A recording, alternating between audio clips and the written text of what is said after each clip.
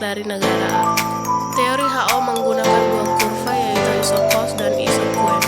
Misalnya negara A memiliki tenaga kerja yang banyak dan relatif sedikit kapital, maka untuk sejumlah pengeluaran uang tertentu akan memperoleh tenaga kerja lebih banyak dari kapital.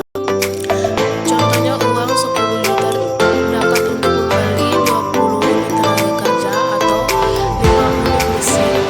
Jadi 20 unit tenaga kerja sama dengan 5 unit mesin atau 4 tenaga kerja sama dengan 1 unit mesin. Kurva iso-quen dapat dilihat pada slide berikut.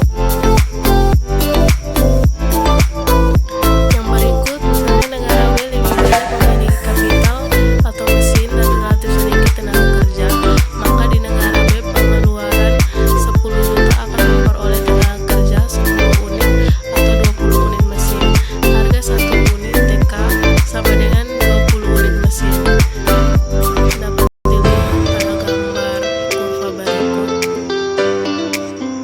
Kelemahan dari teori HO, jika jumlah atau proporsi faktor produksi yang dimiliki masing-masing negara relatif sama, maka harga barang yang sejenis akan sama pula sehingga perdagangan internasional tidak akan terjadi.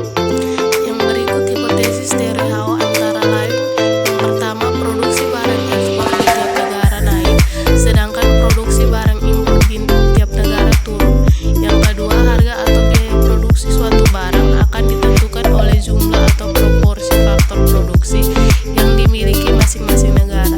Yang ketiga, harga labor di kedua negara cenderung sama, harga barang A di kedua negara cenderung sama, demikian pula harga barang B di kedua negara cenderung sama.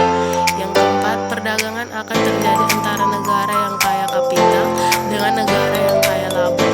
Yang kelima, masing-masing negara akan cenderung melakukan spesialisasi produksi dan mengekspor barang tertentu karena negara tersebut memiliki faktor produksi yang relatif banyak dan murah untuk melakukan produksi.